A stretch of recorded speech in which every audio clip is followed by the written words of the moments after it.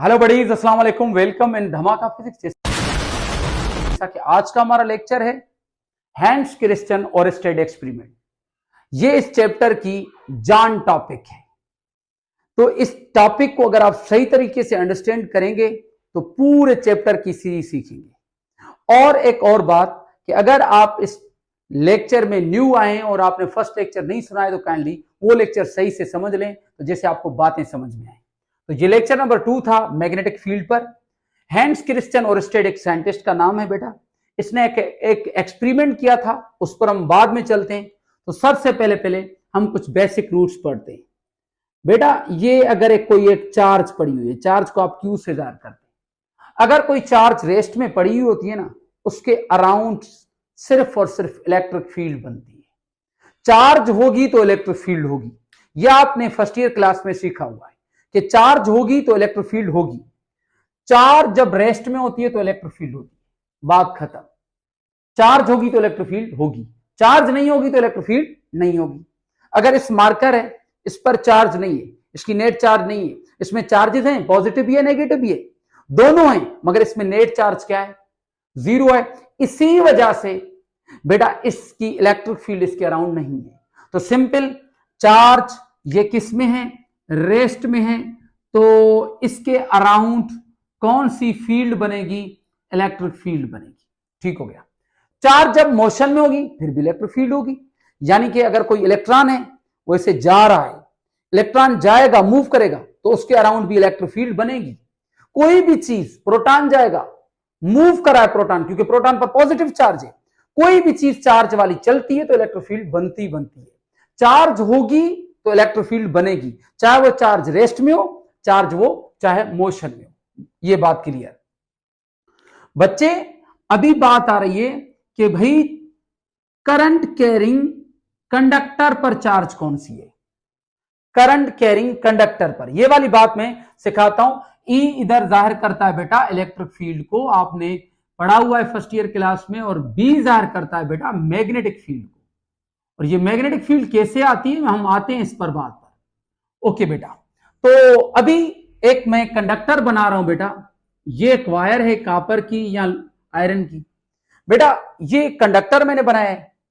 इस कंडक्टर में आप सब जानते हैं कि हर कंडक्टर एटम का बना हुआ होता है। इसमें बहुत सारे एटम होते हैं और इसमें पॉजिटिव नेगेटिव चार्जेस बेटा इक्वल होती हैं। ये आप छोटी क्लासेस से पढ़ते आ रहे हैं कि भाई किसी भी चीज के अंदर सिंपल ये इसमें पॉजिटिव नेगेटिव चार्जेस हैं। इसमें पॉजिटिव और नेगेटिव चार्जेस तो होती हैं, मगर किसी कंडक्टर में नेट चार्ज क्या होती है? टोटल चार्ज इसकी जीरो होती है। ओके हो गया। जब इसमें चार्ज नहीं है, कोई कॉपर की वायर ऐसे रख देंगे, क्या उसके अराउंड इलेक्ट्रिक फील्ड बनती है? नहीं सर। अभी हमने इसको कनेक्ट किया है बैटरी से, इसको कनेक्ट कर दिया हमने बैटरी से, ये बैटरी से कनेक्ट कर दिया। ये जब बैटरी लगाएंगे बेटा तो फिर इसमें से निकलेगा करंट। जैसे ही इसमें से करंट जाएगा बच्चे, तो जितनी चार्जेस इन होती हैं उतनी आउट होती हैं। इसमें से चार्जेस जा रही हैं मगर नेट चार्ज फिर भी इसकी क्या है? जीरो है। तो करंट कैरिंग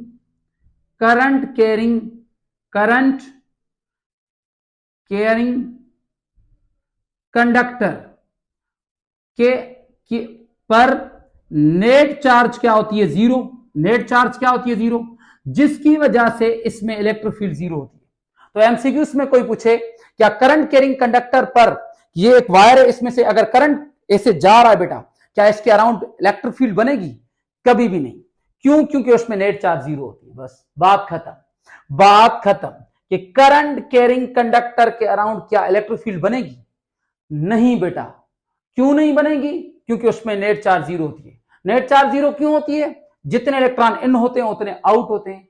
नेट चार्ज इसी वजह से जीरो बन जाती है, जिसकी वजह से इलेक्ट्रिक फील्ड जीरो होती है। अभी हम आते हैं बात पर, इसने जो एक्सपेरिमेंट किया था, हैंस क्रिश्चियन ओरस्टेड एक साइंटिस्ट का नाम था। ये एक सिंपल सर्किट पर काम कर रहा था। ये इसने एक वायर उठाई हुई थी, एक्सपेरिमेंट कर रहा था लैब में, और इसके साथ बैटरी कनेक्ट की। उसके पास एक पड़ी हुई थी नीडल, लोहे की नीडल। आपको मैंने लास्ट लेक्चर में क्या बताया बेटा कि लोहे को सिर्फ एक ही चीज अट्रैक्ट करती है और वो होता है मैग्नेट। वो क्या होता है? मैग्नेट। बेटा जैसे ही इसमें से करंट फ्लो कर रहा था, इस वायर से करंट फ्लो कर रहा था, तो इसने क्या देखा, नीडल ना मूव कर रही है, नीडल पर फोर्स लगी, ये मैग्नेटिक करेक्टर आ गया।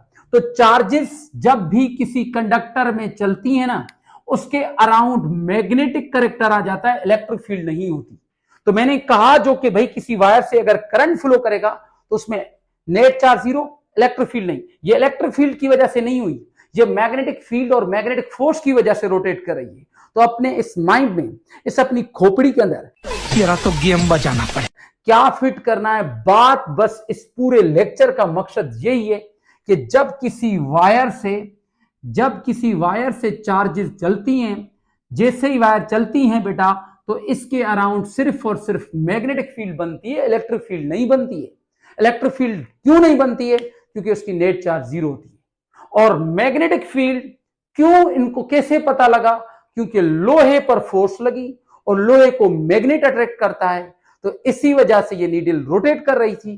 तो पूरे लेक्चर में यही बात चलेगी, करंट कैरिंग कंडक्टर के अराउंड कौन सी फील्ड बनती है, only and only magnetic field, electric field नहीं।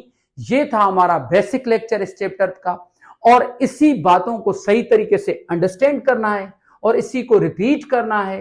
कोई भी कंफ्यूजन हो इस लेक्चर के अंदर तो हमसे आप पूछ सकते हैं, कमेंट्स में पूछ सकते हैं या कैसे भी, तो आपको इंशाल्लाह उसका जवाब मैं अगले लेक्चर में दे दूंगा।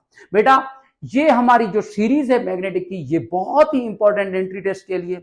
इस लेक्चर्स को रिपीट करते रहें, हमारे इस प्यारे से चैनल को सब्सक्राइब करें, कमेंट करें, लाइक करें और दोस्तों को शेयर करें। थैंक यू बेटा, अल्लाह हाफिज, धमाका फिजिक्स।